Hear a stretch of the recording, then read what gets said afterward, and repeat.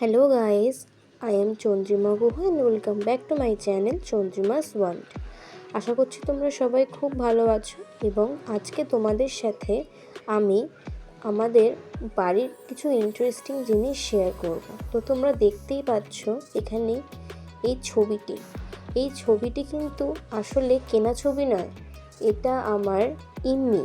এবার হয়তো তোমাদের অনেকেই মনে হবে ইম্মিটাকে আমার কাকিমা।